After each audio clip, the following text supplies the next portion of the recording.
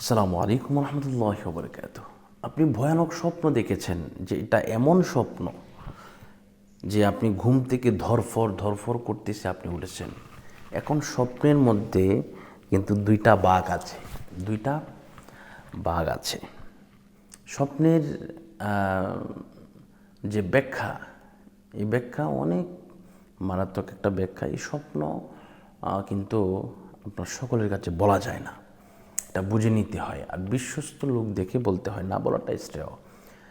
এজন্য আপনি একটা স্বপ্ন দেখে ফেলেছেন, এটা হয়তো বা কঠিন স্বপ্ন হতে পারে, অথবা এটা সহজ কোনো স্বপ্ন হতে পারে। আমি কিছু স্বপ্নের ব্যাখ্যা আপনাদেরকে দিতে চাই।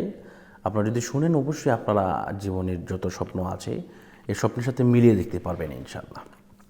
তো এক নম্বর স্বপ্ন হচ্ছে, আমরা অনেকে উঠতে দেখি। আমি প্রথমে ভেঙে দিই যে স্বপ্ন দুই ধরনের হয়।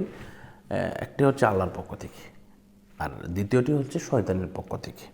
বুঝতে পারছেন? প্রথমটি হচ্ছে কি, আল্লাহর পক্ষ থেকে, আর দ্বিতীয়টি হচ্ছে শয়তানের পক্ষ থেকে। এখন আল্লাহর পক্ষ থেকে আমরা কি কি দেখি এটা পরে বলছি, আগে শয়তানের পক্ষ থেকে আমরা কি কি দেখি সেটা আগে শুনে নিই।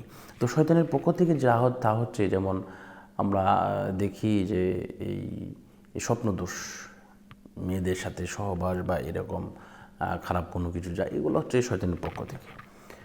এরপরে আমরা কল্পনা জগতেও কিন্তু আমরা স্বপ্ন দেখে থাকি, যেমন দিনে যেটা করেছি রাতে এটা দেখতে পারি। আবার অনেকে আমরা উঠতেছি, এরকম দেখা যায় যে আমরা উঠতেছি বা এই ভ্রমণ করতেছি, এমন কোনো কিছু দেখায়। তো এগুলো কিন্তু যদি কল্পনাতে আসে, তাহলে কিন্তু এই সমস্ত স্বপ্ন আমরা দেখতে পারি।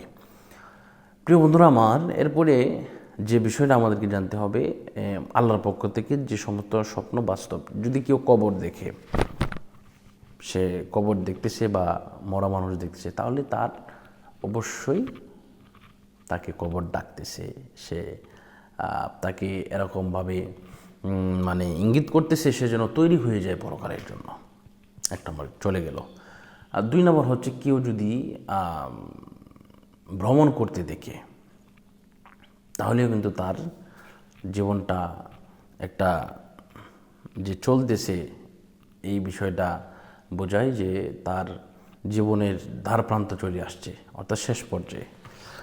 এরপরে আরেকটা হচ্ছে, কেউ যদি আপনার এই যে কি বলে, সাপ দেখে, সাপ দেখে তাকে কামড় দিতে আসতেছে, এমন যদি দেখে, তাহলে তার বুঝে নিতে হবে তার শত্রু পেছনে লেগে আছে, শত্রু তাকে ঘায়াল করার চেষ্টা করতেছে বিষয়টা। এরপর কেউ যদি আপনার দৌড়াতে দেখে, যে তাকে দৌড়াইতেছে, এরকম কোনো কিছু দেখে, তাহলে তার শত্রুতামি বাড়তেছে বা শত্রু তাকে আক্রমণ করার চেষ্টা করতেছে। এই বিষয়গুলোই হচ্ছে স্বপ্নের বিষয়। তো আল্লাহ পাক আমাদের সকলকে কবুল করুন, মঞ্জুর করুন। বিদায় নিচ্ছি। আসসালামু আলাইকুম রহমতুল্লাহ।